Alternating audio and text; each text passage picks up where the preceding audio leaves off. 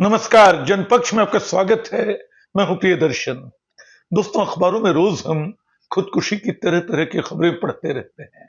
जैसे तमाम तरह के हादसों की, कोई सड़क पे कुचल के मारा जाता है, किसी के घर में आग लग जाती है, किसी कारखाने में कोई बॉयलर फटता है, कोई कहीं कूड़े को साफ करने के लिए निकलता है, कहीं किसी भी वजह से मौत हो जाती है। खुदकुशी की खबरें भी लगभग रोज अखबार में छाई रहती हैं। हम उनकी परवाह नहीं करते क्योंकि हमें लगता है कि पता नहीं कौन है, वो हमसे दूर खड़े हैं। लेकिन कोई खुदकुशी जब अचानक लगता है कि अरे, ये तो अपने परिचय के दायरे में हो सकता था, ये तो बिल्कुल अपने जैसा हो सकता था, तो हम चिहुक पड़ते हैं। कौन है ये? कैसे मारा गया? और क्यों उसने खुदकुशी की? इतना अकेला क्यों पड़ गया? वो तो हमारे बीच का था। आज मैं एक ऐसे ही मामले की ओर आपका ध्यान खींच रहा हूं। हालांकि अखबारों में छाया हुआ है वो, और उस पे वीडियो भी बन चुके होंगे, लेकिन मेरी उससे पहचान एक अलग तरह की है। मैं बात कर रहा हूं पिछले शनिवार को, 22 अगस्त को आईआईटी दिल्ली के एक छात्र ने खुदकुशी कर ली। ये अब एक मामूली खबर हो गई है। आईआईटी दिल्ली में ही पिछले 2.5 साल में 30 महीने में 8 बच्चों ने आत्महत्या कर ली और किसी को कोई फर्क नहीं पड़ा। इस खुदकुशी के बाद अचानक जैसे छात्रों के भीतर कोई दबी हुई चिंगारी उठ खड़ी हुई, और अब वो आंदोलन कर रहे हैं, जांच की मांग कर रहे हैं।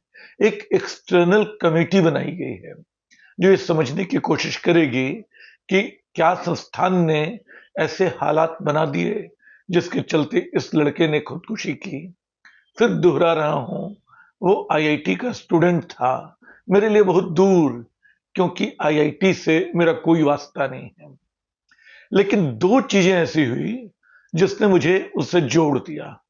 अचानक पता चला कि वो कवि था, हिंदी का कवि था, इधर उधर जाकर कविताएं पढ़ता था। आखिरी बार उसने फरीदाबाद में कोई स्टूडियो है, रचनाशाला स्टूडियो, वहां जाके कविता पाठ किया था।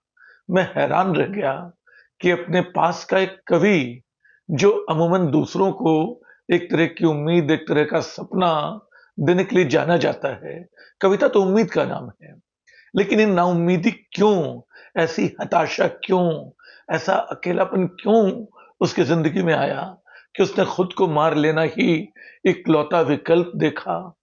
मैं हैरान रह गया। मैंने उसकी कविताएं खोजने की कोशिश की। ईमानदारी से कहूं तो कविताओं की जो कसौटी होती है, उस पे बहुत बड़ा कवि वो नहीं था, लेकिन बहुत ईमानदार कवि था। जो महसूस कर रहा था वो लिख रहा था।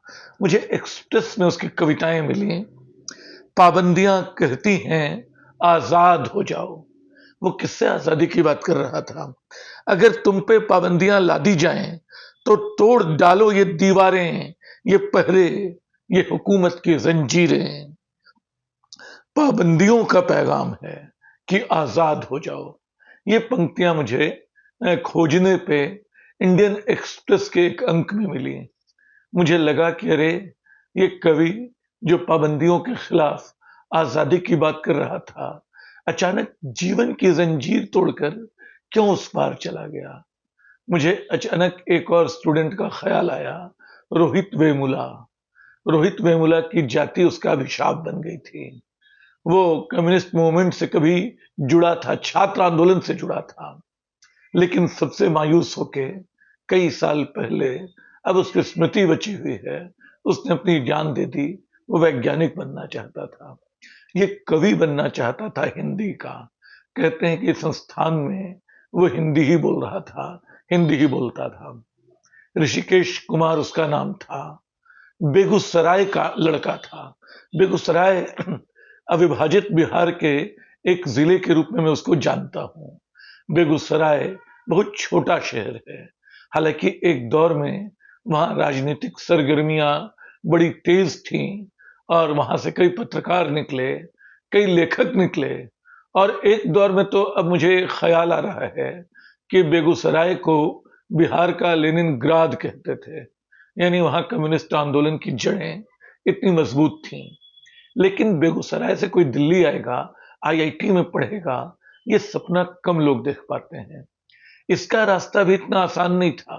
ऋषिकेश पहले एनआईटी रायपुर गया, ये 2019 की बात है।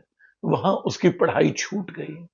उसके बाद उसने पाटलिपुत्रा यूनिवर्सिटी से बीएससी किया, फिर आईआईटी जैम में बैठा।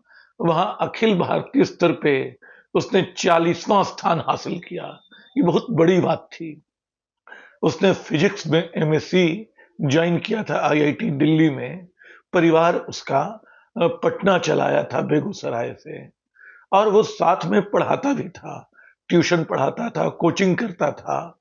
और मृत्यु से 5 दिन पहले उसको एक प्रस्ताव भी मिला था अन एकेडमी जोधपुर की ओर से कि वहां स्थायी नौकरी कर ले। ये सब उसके जिंदगी की हलचलें थी। और लेकिन इस बीच उसके पिता की मौत हो गई थी, और पिता की मौत का झटका रहा होगा कि शायद वो अकेला था, वो असुरक्षित था, वो एक तरह के मानसिक उद्वेलन में चला गया, और उसको 2 सेशन अपने छोड़ने पड़े। उस दौरान उसका इलाज चला, निम्हांस में उसने इलाज कराया, वो ठीक हो गया, उसका सर्टिफिकेट लेके आया। लेकिन इंस्टीट्यूट ने, आईआईटी दिल्ली ने जगह नहीं दी। कहा कि ठीक है, मैं सेशन तो दे दूंगा, लेकिन पेरेंट्स के साथ उनके सुपरविजन में रहना होगा। तो दिल्ली के कटवारिया सराय में हॉस्टल छोड़ के रहने लगा। हॉस्टल वो चाहता था, उसको नहीं मिला। अगर दोस्तों के बीच होता, अपने कुछ सीनियर जूनियर लड़कों के बीच होता, तो शायद संवाद उसका बना रहता। लेकिन वो अपनी मां के साथ था, और इस बात से बेहद परेशान था कि उसकी वजह से मां को भी तकलीफ झेलनी पड़ रही है। उसने कहा कि इससे अच्छा तो मर जाना बेहतर। लेकिन कहे हुए वाक्य कई बार झल्लाहट में, गुस्से में, अपनी हताशा निकालने के लिए भी होते हैं। कोई नहीं जानता है कि वो सच हो जाएंगे। कोई उनको सच करने के लिए निकल पड़ा है। तो मैं इस खुदकुशी पे, इस आत्महत्या पे इतना ज्यादा क्यों बोल रहा हूं, इससे क्यों जुड़ाव महसूस कर रहा हूं? वो हिंदी का था, कवि था, क्या इसलिए? बस इतने भर के लिए? नहीं, बस इसके अलावा मुझे शायद याद आ रहा है कि हमने लोगों की परवाह करना छोड़ दिया है। हम लोगों को सिर्फ समूहों में देखते हैं।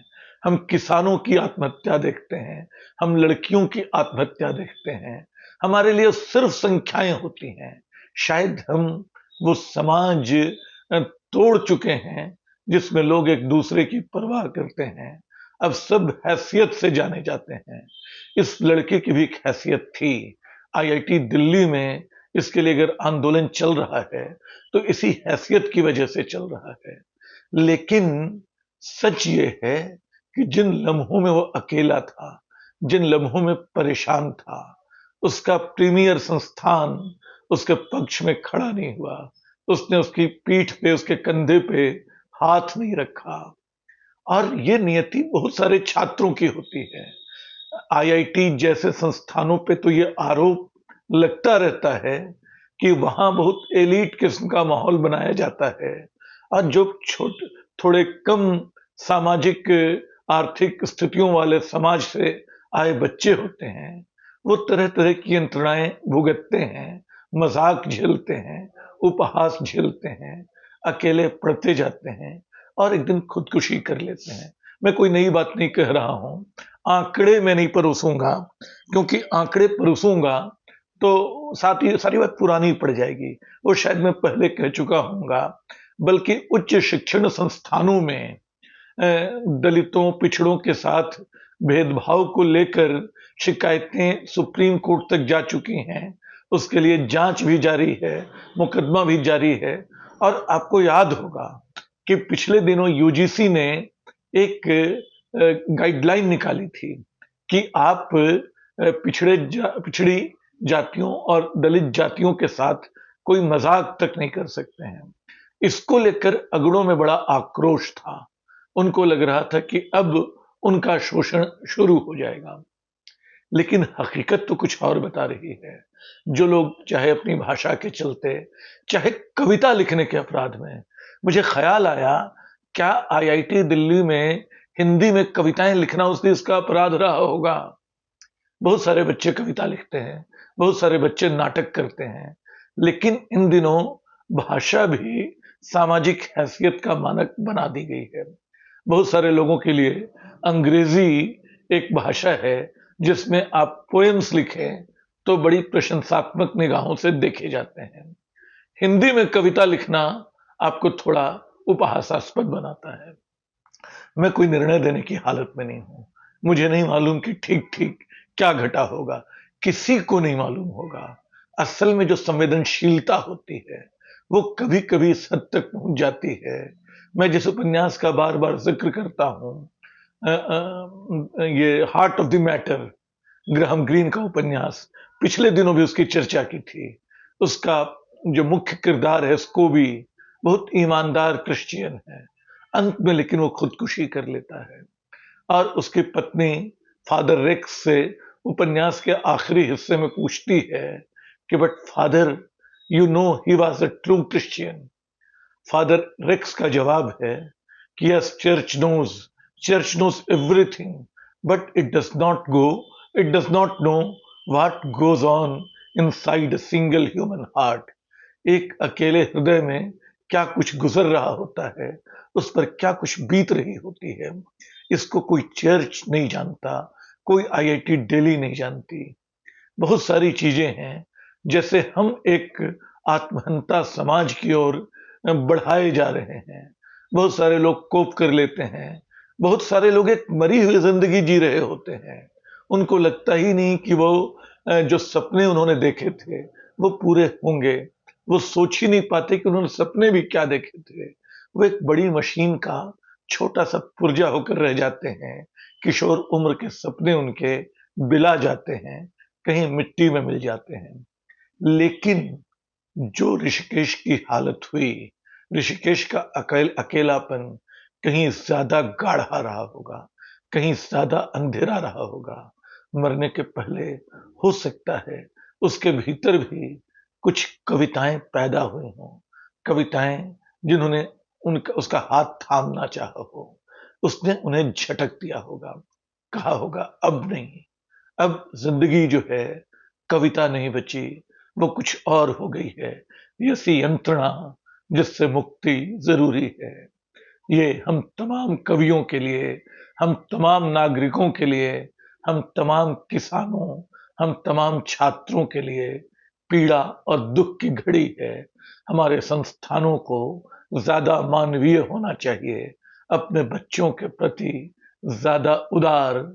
ये मुझे अब ये भी ख्याल आ रहा है कि बीते दिनों एक स्कूल में, दक्षिण भारत के किसी स्कूल में टीचर ने बच्चे को होमवर्क न करके आने के लिए इस तरह अपमानित किया कि बच्चे को हार्ट अटैक आ गया। वो भी एक तरह की खुदकुशी, एक तरह की हत्या, एक तरह का हादसा, कुछ भी उसको कह लें। हम लोग तरह तरह के हादसों से घिरे समाज होते जा रहे हैं। इस आत्महत्या को रोका जा सकता था, मुझे लगता है, अगर उसके संस्थान ने उसके प्रति थोड़ी उदारता, थोड़ा स्नेह दिखाया होता। स्नेह वो शब्द है जो मैं कहना चाहता हूं, जो शायद हम सबको एक दूसरे से जोड़े रख सकता है। लेकिन हम जैसे बारूद की तरह, किसी विस्फोटक की तरह भीतर से फट पड़ने को आमादा हैं, हर किसी पर टूट पड़ने को आमादा। इस स्थिति से उबरने का रास्ता निकालना चाहिए। ऋषिकेश के हिस्से का न्याय, उसके परिवार की त्रासदी का कोई उपचार हो, ये भी जरूरी है। शुक्रिया।